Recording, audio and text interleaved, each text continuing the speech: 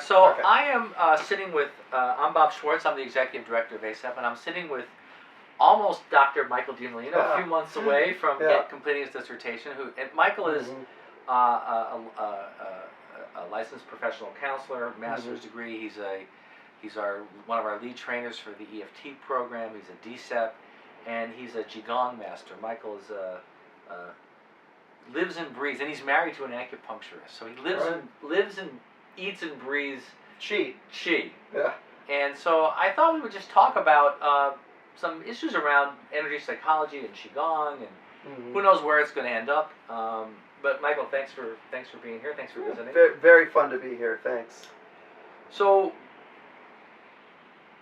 we've talked about this issue of where does Qigong, and you have Qigong and Chinese medicine.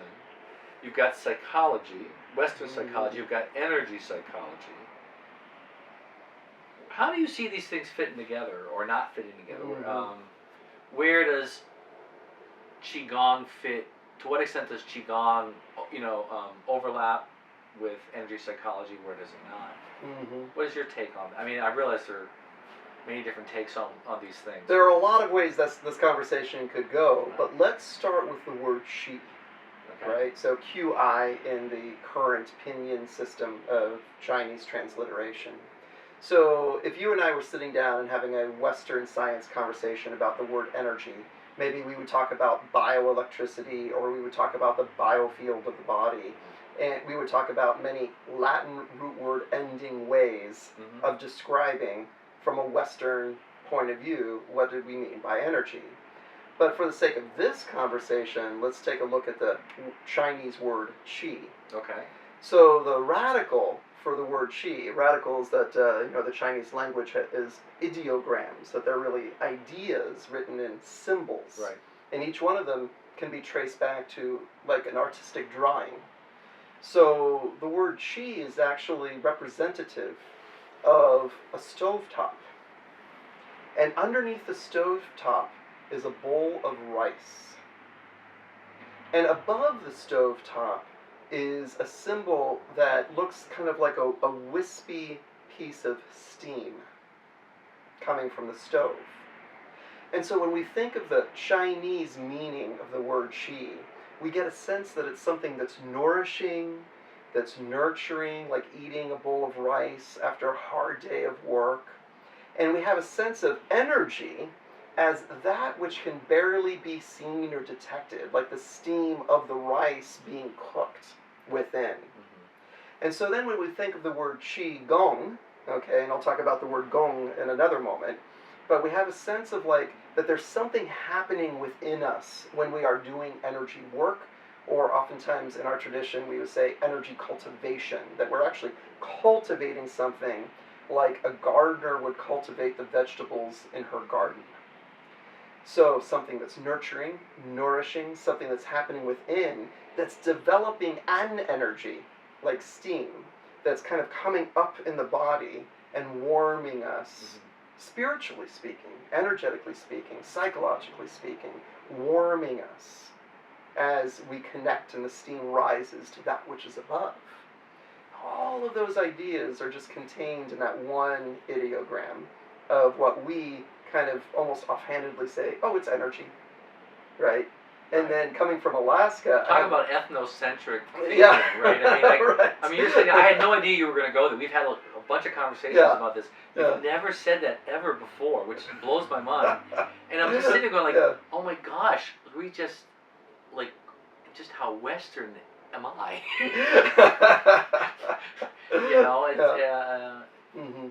So, continue, And so then the word Gong is actually what many of us, if we ever saw the 1970s TV show Kung Fu, it's actually, the Gong is the Kong of Kung Fu. Right. And so from a Chinese perspective, again, if we look at the ideogram, it has the radical for time, and it has the radical, the idea of the sun rising and setting each day. And so there's a sense of work or exercise that occurs as the sun rises and the sun sets, and it's something that we do each day for the sake over time, over a lifetime of cultivation. So Chi Gong has all of these ideas just represented simultaneously within the word. So you know what I'm thinking from our previous conversation that you What's just that? said about Yeah. it's chi, energy. Yes. Over time. Over time. Yes, and it fits really nicely into Dan Siegel's work. Mind is the flow of information, controls the flow of information and energy, and it's cultivated. Yes.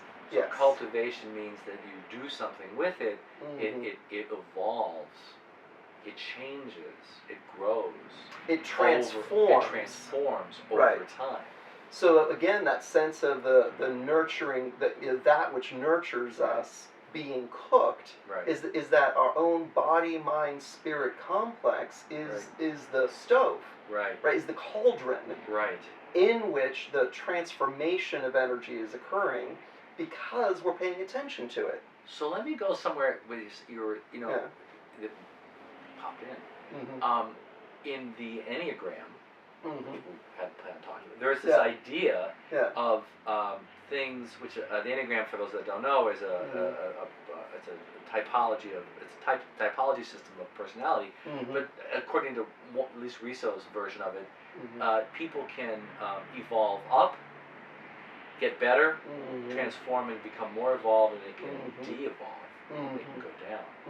So I'm just curious, since you're mentioning transform, cultivate, within this Chi Gong system, is there the notion that things can transform and get better, but gardens can also grow into disrepair?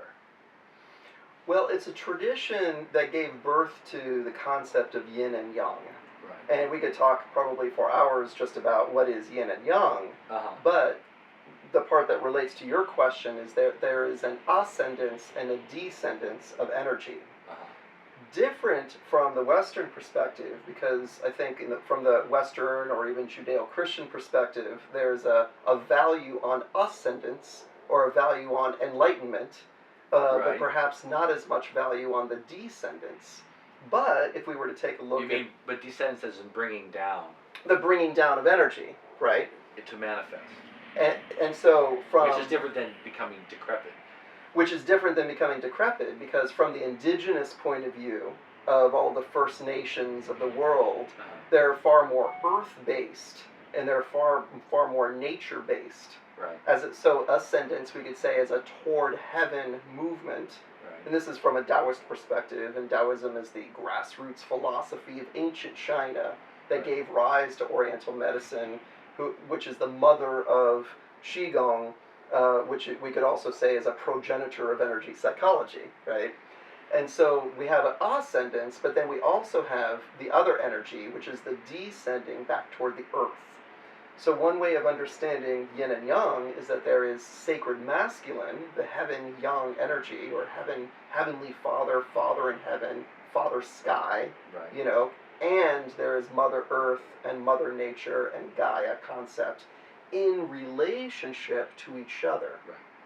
So the cauldron, which is our body, mind, spirit complex, is the place that we are mixing the cosmic and earthly energies within ourselves for health and healing.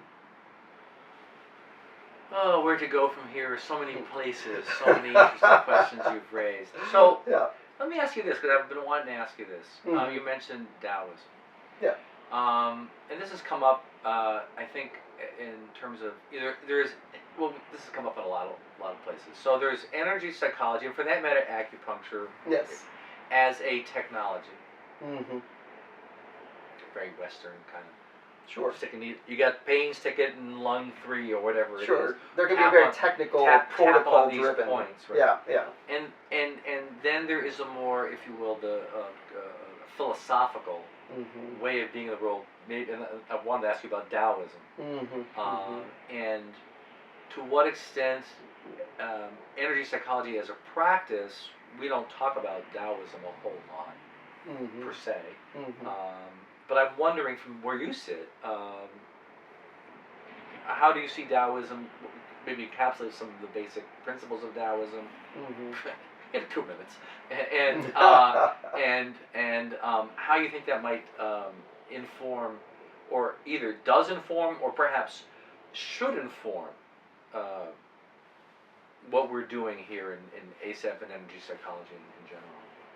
Well, the first sentence in the Tao Te Ching, which is the text of Taoism, says that the Tao that can be told is not the eternal Tao. And so it means that anything I could possibly say isn't really going to be accurate. Fair and enough. that's the first qualification of any discussion of Tao. Fair enough. Which is, by the way, you also get that in, say, in the Hebrew, I'm blocking the unnameable. the Yes. unnameable aspect of God. Yes. What am I thinking of? The different aspects. The Sephirot. The Sephirot, right? Yeah. What's this called? This is The Kabbalah. The Kabbalah. Thank you very much. Yeah, in Kabbalistic. Let me teach you your tradition. Yeah, thank you. But in the Kabbalistic tradition, right? Yes. There's the things you can talk about, spirit and God, and then there's beyond which, forget it. You just can't even go there. Right. So I think even that's that the human mind is incapable of comprehension at a certain point. At some point. Yes. So with that said, and then to also then be clear that when I speak around Taoism, I'm not referring to the religious versions that have more recently been evolved over the last, let's say, 1,000 years. Okay. But instead, I'm referring to what's called philosophical Taoism, which pre-existed any of the religious systems, going back 3,000 to 5,000 years. So it's more of a philosophy or way of living life in a holistic way, rather than what is currently evolved.